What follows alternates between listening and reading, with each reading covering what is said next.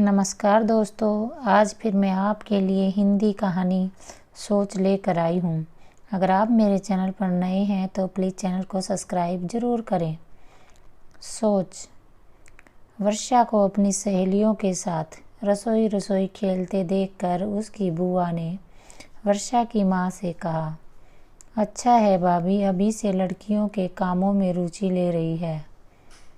आपकी पढ़ाकू बेटी भले होशियार हो पढ़ने में, लेकिन एक दिन तो रसोई ही संभालनी है ससुराल में। वर्षा की माँ ने जवाब में कहा, नहीं दीदी, मेरी बेटी केवल रसोई ही नहीं अपने सपनों को भी संभालेगी और जिएगी। माँ के इस कथन के बावजूद भी बुआ की बातों का वर्षा के कोमल मन पर ऐसा असर हुआ कि धीरे धीरे उसे उन कामों से, उन खिलौनों से चिढ़ होने लगी जो आमतौर पर लड़कियों के कहे जाते हैं। वर्षा अब हर वक्त बस उसी कोशिश में रहती थी कि ये साबित कर सके कि वो लड़कों से कम नहीं है। जो काम उसके भाई को दिए जाते उसे आगे बढ़कर वर्षा कर देती, और जो काम उसे दिए जाते उन्हें करने से मना कर देती। MBA की पढ़ाई पूरी करने के बाद अब वर्षा एक मल्टीनेशनल कंपनी में काम कर रही थी। एक नए प्रोजेक्ट पर काम करने के लिए कंपनी में 4 अलग अलग टीमें बनाई गई थी। वर्षा की टीम में उसके साथ था अनिकेत। दोनों साथ मिलकर बहुत मेहनत कर रहे थे। आज वर्क सबमिट करने का दिन था। वर्षा दफ्तर के लिए निकल ही रही थी कि अनिकेत का फ़ोन आया। अनिकेत ने कहा, वर्षा, मेरी माँ की तबीयत बहुत ख़राब है, मैं दफ्तर नहीं आ पाऊँगा, तुम प्लीज़ मेरे घर आकर फाइल ले लो। वर्षा अनिकेत के घर पहुँची तो वो रसोई में था। उसे खाना बनाते हुए देखकर वर्षा ने हैरानी से पूछा, तुम ये सब लड़कियों वाले काम कर लेते हो? तुमसे किसने कहा कि ये लड़कियों का काम है? अनिकेत ने हंसकर कहा। वर्षा बोली, बचपन से सुनती आ रही हूँ, इसलिए चिढ़ है मुझे इन कामों से।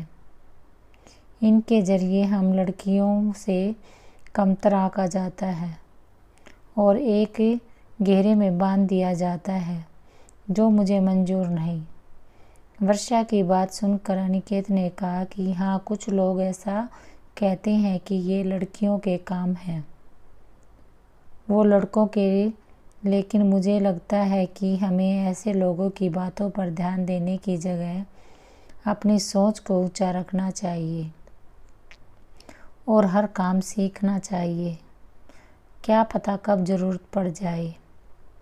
वर्षा कुछ और कहती उससे पहले अनिकेत की माँ ने कहा, बेटा, खाना क्या लड़के ही खाते हैं या घर में क्या सिर्फ लड़कियां ही रहती हैं? तो फिर ये काम सिर्फ लड़कियों के क्यों?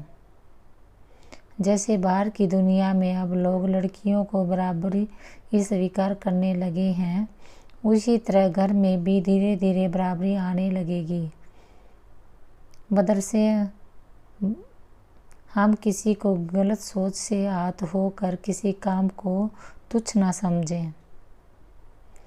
हर काम की अपनी अहमियत है, जिसके बिना हमारी गुजर नहीं हो सकती।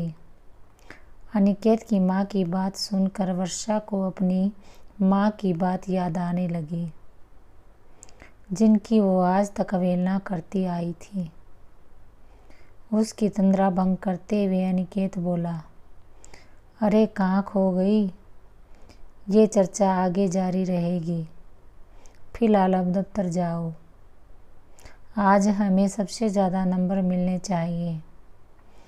वर्षा ने मुस्कुराते हुए फाइल संभाली और अनिकेत की माँ को धन्यवाद कहते हुए उन्हें प्रणाम करके दफ्तर चली गई। शाम को घर लौटने पर वर्षा ने देखा घुटनों में दर्द के कारण माँ अपने कमरे में थी। पापा और भाई रसोई में लगे थे। वर्षा को देखकर उसके पापा ने पूछा, चाय पियोगी ना लाडो? बैठ, अभी लाता हूँ। नहीं पापा, आप बैठिए, आज चाय मैं बनाऊंगी, वर्षा ने कहा। वर्षा की बात सुनकर सभी उसे हैरानी से देखने लगे। उसके भाई ने कहा, रहने दो बहना, तुम्हें तो इन कामों से चिढ़ है ना। वर्षा चाय का पानी चढ़ाते हुए बोली, नहीं भाई, मैं समझ गई हूँ कि मेरी सोच गलत है। कोई काम छोटा बड़ा नहीं होता और ना ही किसी काम को करने से इज्जत कम होती। कुछ लोगों की सोच चाहे गलत हो, लेकिन हमारे माँ बाप की सोच बहुत ऊंची है। तभी तो उन्होंने आज तक मेरी इच्छाओं का मान रखा और किसी काम के लिए मेरे साथ ज़बरदस्ती नहीं की। वर्षा के हाथ में चाय का कप लेते हुए उसके माँ पापा बोले, हमारी लाडो सही मायने में आज बड़ी हुई है। अपने माँ बाप के चेहरे पर संतोष की मुस्कान देखकर वर्षा का चेहरा भी खिल उठा था।